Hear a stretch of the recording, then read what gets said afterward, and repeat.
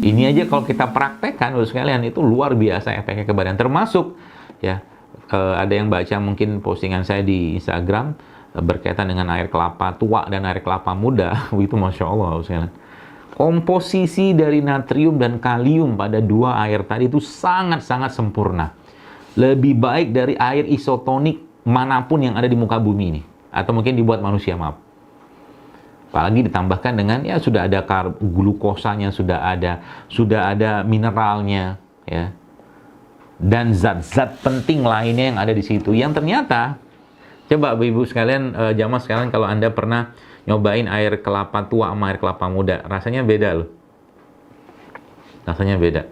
Jadi air kelapa tua itu kalau dirasakan secara keasaman, jauh lebih light dia, ringan dibandingkan air kelapa muda yang agak cenderung lebih asam. Ya kan? Coba lihat, gasnya juga.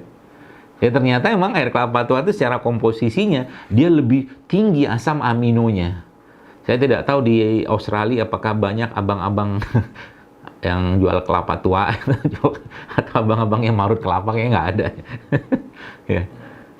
Kalau di sini kan banyak nih, Ustaz Abdullah, Masya Allah. Jadi di sini tinggal kelapa tuanya, kalau kita ambil airnya gitu kan, beli air kelapa tua gitu, itu kadang-kadang nggak usah beli sama mereka.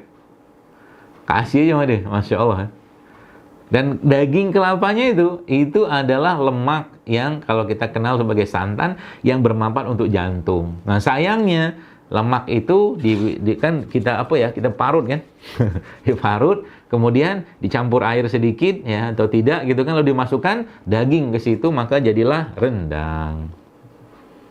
Tambah dengan bumbu kan, padahal seandainya nih, kalau kita minum santannya doang, Masya Allah, sekalian, santan itu lemaknya sangat baik buat jantung kita. Santan ya. Jadi kalau Anda minum, ya mungkin kopi-kopi atau apa gitu, sekarang beberapa sudah mulai itu. Susunya pakai susu santan, coconut milk, gitu ya. Masya Allah. Ini kan pupuk nih. Tadi kan kita bahas tentang air ya. Ini nyambung sama itunya, pupuknya gitu kan. Jadi Masya Allah ya. Itu baru bicara santannya doang gitu kan, bicara air terbaik gitu kan. Jadi air kelapa itu dengan komposisi natriumnya yang sangat-sangat seimbang dengan kalium, bahkan kecenderungannya kaliumnya lebih tinggi, sehingga memang air kelapa adalah air yang sangat baik untuk menurunkan tekanan darah ya, menurunkan tekanan darah, terutama air kelapa yang muda. Jadi kalau udah tua kan lebih tinggi asam aminonya. Ya, maka asam amino ini adalah bahan baku pembuat gen. Jadi mungkin yang sudah usianya ya 45 tahun atau 50 tahun ke atas ya, sudah merasa tua lah. Atau mungkin ubannya sudah agak banyak misalkan gitu kan. Nah, saatnya kita minum air kelapa tua. Boleh nggak minum air kelapa muda? Ya boleh sih.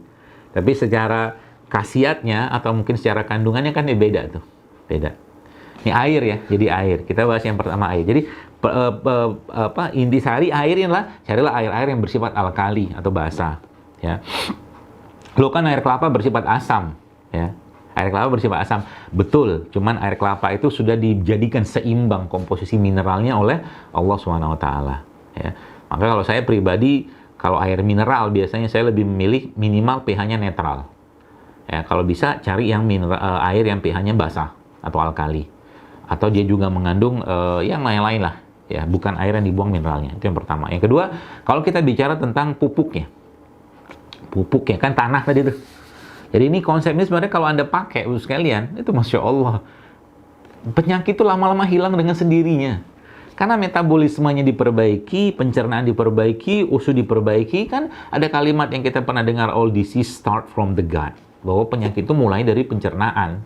Emang iya. Makanya sebabnya dalam Islam protokol pembersihan pencernaan itu paling lengkap, yaitu apa? Yaitu puasa. Ya, puasa, protokol puasa kita itu paling lengkap. Ya, Masya Allah ya. Ada Ramadan, ada Syawal, ada Ayyamul Bid, ada Senin Kamis, ada puasa-puasa sunnah, ada puasa Daud. Ya, dan semua puasa bentuknya apapun itu pasti akan menguatkan pencernaan seseorang dan meningkatkan populasi dari bakteri yang ada pada pencernaan kita. Masya Allah ya. Luar biasa Islam ini. Ya. Itu ya. Termasuk juga kalau kita bicara wudu. Wudu itu ya, maka kalimat itunya, kalimat intinya adalah semua syariat dalam Islam itu menyehatkan, tapi kita tidak mengerjakannya untuk sehat. Kita mengerjakannya karena kewajiban dan perintah Allah. Wudu saja, banyak penelitian yang menjelaskan tentang wudu. Bahkan istinsyak yang kita biasa ambil air wudu itu untuk dimasukkan ke hidung lalu kita keluarkan lagi, itu salah satu cara terbaik untuk membersihkan kuman-kuman patogen yang ada pada hidung. Wudu, ya. Subhanallah. Nah, kembali ke masalah pupuk atau hal pupuk tadi, Bu sekalian. Jadi pupuk tadi ya, kalau mungkin saya bahasakan di sini adalah semua mineral-mineral penting yang tubuh kita perlukan. Ya. Nah, kalau saya tanya kepada Anda, kepada siapa ini? Saya bisa tanya. Udah kabur. Ustadz Abdullah tadi mana Ustadz Abdullah? Atau kepada Bu ini aja deh, Bu Ustadz Abdullah ada nih, ada Bu Ustadz Abdullah Syafi'i ya, Masya Allah Ustadz, barakallahu fiik. Nah, saya tanya Ustadz, kita tanya jawab sedikit. Kalau saya punya nih satu piring katakanlah, yang isinya burger, ada tepungnya, ada rotinya, ada dagingnya, kemudian macam-macam lah gitu, ada saus-sausnya.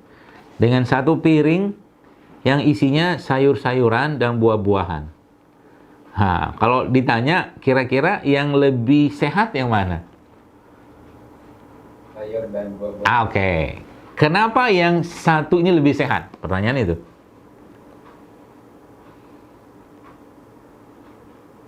Belum diolah, murni maksudnya. Nah, oke, apa lagi?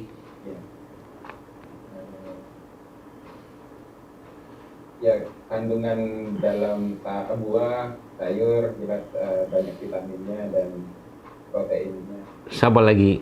Satu lagi, San? Ada lagi ya? Ada lagi satu. Ah, saya kasih tambahan lah biar cepat. Iya. Waktunya nggak banyak. Jadi dia bisa seperti itu atau bisa memberikan atau kita sebut sehat tadi karena memang salah satunya tidak banyak bahan-bahan kimia sintetik di dalam bahan tadi. Anda bayangkan, Ustaz? Ya, pernahkah Anda nyoba? Ya, saya nggak tahu ya di Australia ya. Tapi saya pernah nyoba di sini. Saya membeli burger, salah satu burger di sini yang burger tadi itu saya tinggalkan di atas meja di rumah. Selama 1 hari, 2 hari, 3 hari, 4 hari, sampai akhirnya kurang lebih sekitar 2 pekan lah, 14 hari.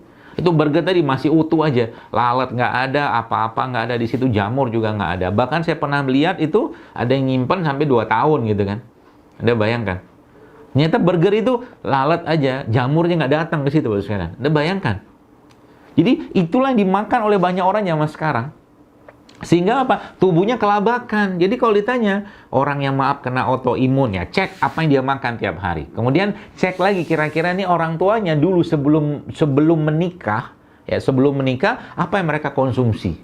Biasanya ada kaitan semua itu. Karena genetik seseorang atau kekuatan tubuh seseorang itu akan diwariskan dari kedua orang tuanya. Jadi Masya Allah Bapak sekalian. Jadi tadi Ustaz Abdullah menjelaskan bahwa ini kenapa nih Ustaz? Karena memang dia masih mengandung, dia alami, belum diolah, tidak banyak pengolahan, tidak banyak bahan-bahan kimia di sana. Ya. Apalagi kalau ada kata lanjutannya lagi dan diambil ditanam oleh orang-orang yang soleh. Nah, itu lebih dahsyat lagi tuh. Makanya kalau kita bicara pangan itu ceritanya bukan di yang kita hadapi saja, tapi di hulunya. Siapa yang nanam? Yang nanam ini baca bismillah nggak gitu loh. Kalau kita bicara pakai bahasa iman gitu kan. Saya kemarin sempat mau mampir ke sebuah toko, judulnya organik, tapi saya batal gitu. Saya nggak jadi makan di situ. Kenapa saya nggak jadi makan? Karena yang punyanya ternyata bukan orang Islam. Ya, sebaik-baiknya orang tadi, ya, makanya mungkin tidak masalah, nggak ada yang haram di situ. Tapi ya sebaik-baiknya dia, tetap aja dia nggak baca syahadat gitu, maksud saya gitu. Ya ini bukan bicara ras ya, bukan bicara tentang sara, bukan, tapi lebih bicara tentang kita bahasa iman. Karena orang Yahudi pun begitu. Yahudi itu sekalian, dia lebih memilih orang-orang Yahudi yang menjual sesuatu, gitu kan? Walak baroknya jalan di mereka. Nah, kita nggak bahas itu sekarang. Kita akan bahas pupuk tadi aja. Ya. Jadi, Masya Allah ya. Pupuk tadi itu ya kata kuncinya itu sekarang. Jadi kalau ditanya produk ciptaan Allah itu apa? Yang sering saya bahas atau kata-kata itu tadi, produk yang tumbuh di tanah, mendapatkan matahari yang baik, cahaya matahari yang baik, mendapatkan air yang baik, tidak diberikan bahan-bahan sintetik baik selama dia pengolahan dia atau mungkin ketika dia dimakan, masih mengandung mineral penting, masih mengandung enzim, masih mengandung segala kebutuhan nutrisi yang kita perlukan, sehingga nanti dengan itulah akhirnya tubuh kita bisa menjalankan fungsinya untuk menjalankan keseimbangan dalam tubuh kita. Itu kata dasarnya itu. Gampang kan? Gampang. Jadi nanti kita tahu kalau kita makan sesuatu itu kita mulai paham. Ini yang saya makan ini cuman sekedar rasa, cuman sekedar keinginan lidah atau memang dia dibutuhkan atau diperlukan oleh tubuh kita. Itu.